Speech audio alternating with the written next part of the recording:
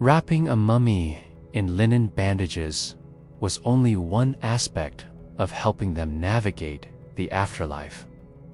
Afterlife experts were responsible for helping the deceased through a harrowing journey of trials and tribulations.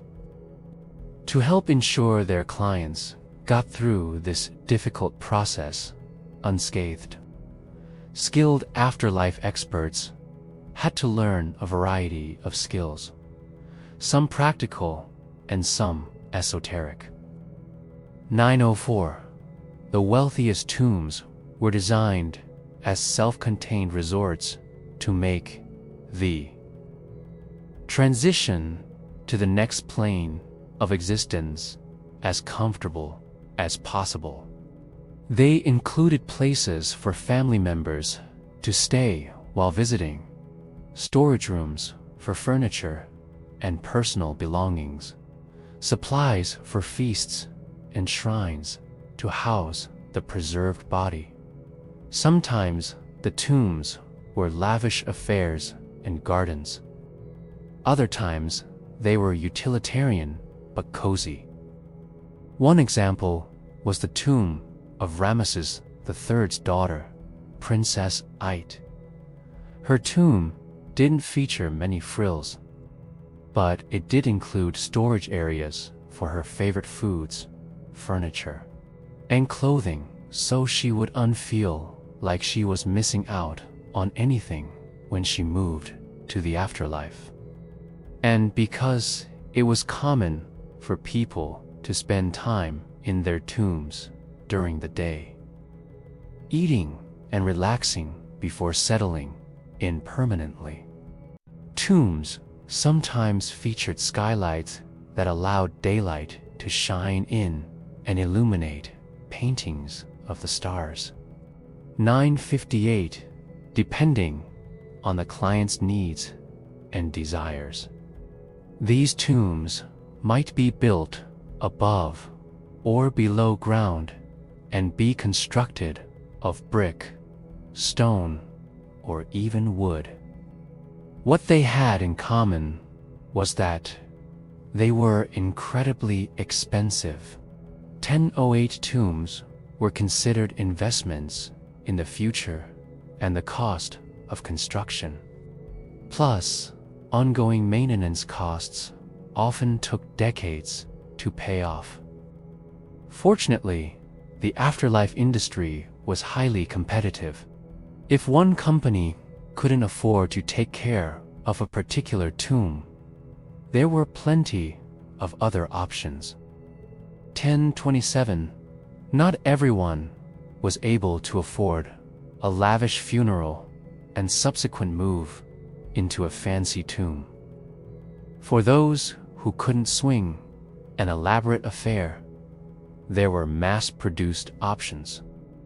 Funerary packages designed for the masses included simple coffins, basic funerary goods, and modest tombs. However, this didn't mean the burials were any less thought out. Afterlife experts knew that even the most frugal customers wanted their loved ones to have the best chance of surviving the journey to the afterlife. So while the tomb might have been smaller or the coffin humbler, the quality of the planning was just as high. 1106. Some people could afford more than others, but they still wanted their final resting place to be beautiful. For these folks, there were luxury packages that included every imaginable convenience. Sarcophagi could be shaped like favorite animals or made from solid gold. There were even themed tombs that looked like houses or palaces. No matter what your budget, there was a great afterlife package out there for you. 1134. During the Old Kingdom, the first step towards achieving immortality was taking care of your body after death. When someone died, their body was embalmed and wrapped in layers of linen. The brain was removed through the nose and discarded, while the internal organs were preserved and stored in canopic jars. The body was then placed in a coffin and interred in a tomb. However, there was more to preparing a body for the afterlife than simply preserving it. Mummies were often buried with goods and provisions that they would need on their journey to the afterlife. These goods could include food, clothing, furniture, tools, and even live animals. Mummies were also often buried with amulets and charms that were supposed to protect them on their journey and help them to pass the trials that awaited them. The purpose of these trials was to test the mummy's worthiness to enter the afterlife. Those who failed the trials would be denied entry, and their souls would be lost forever. It was important that mummies were well prepared for these trials, as they would need all the help they could get. The trials were said to be both physical and psychological in nature. Mummies had to be strong enough to endure physical challenges, such as crossing a dangerous river or climbing a tall mountain. They also had to be mentally prepared for challenges that tested their wisdom and their knowledge of the afterlife. For example, mummies might have to answer questions about Egyptian mythology or solve riddles posed by the gods. It was not uncommon for mummies to fail these trials, and those that did were often subjected to further punishment. They might be forced to wander the underworld for eternity, or be forced to work as servants to the gods.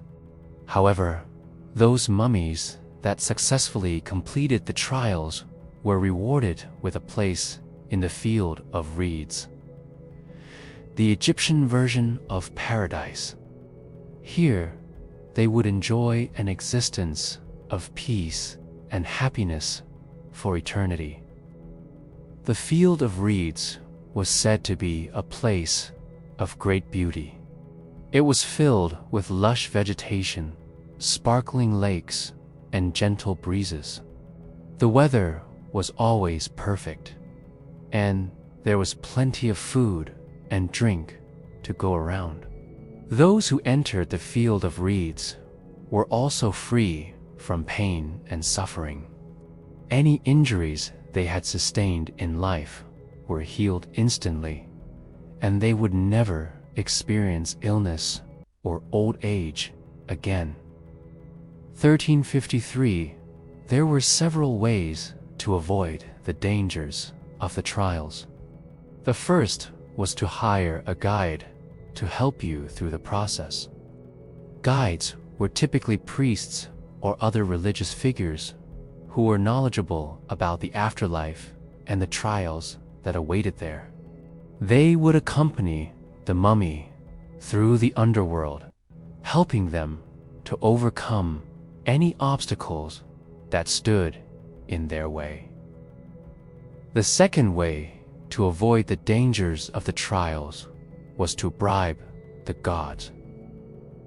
The Egyptians believed that the gods were fair, but they were also very powerful, and they could be swayed with the right offerings. Mummies who bribed the gods were much more likely to pass the trials and enter the field of reeds. 1438, mummies were often buried with treasures and riches as a way of ensuring that they had enough to give to the gods. The third way to avoid the dangers of the trials was to be born into the right family. The Egyptians believed that the pharaohs and other members of the royal family had a direct connection to the gods. This meant that they were much more likely to pass the trials and enter the field of reeds. However, not everyone was so lucky. Many mummies were buried without the proper preparation, and they had to face the trials alone. 15 to 10, though, the trials were difficult. Some mummies were up for the challenge. The Egyptians believed that the afterlife was a reward for those who lived good and virtuous lives. Those mummies who were prepared properly and completed the trials successfully were rewarded with an existence of peace and happiness in the field of reeds. So, if you want to ensure that you have a smooth transition to the afterlife, be sure to follow these tips. Prepare your body properly, hire a guide, bribe the gods, and be born into the right family. Your future self will thank you.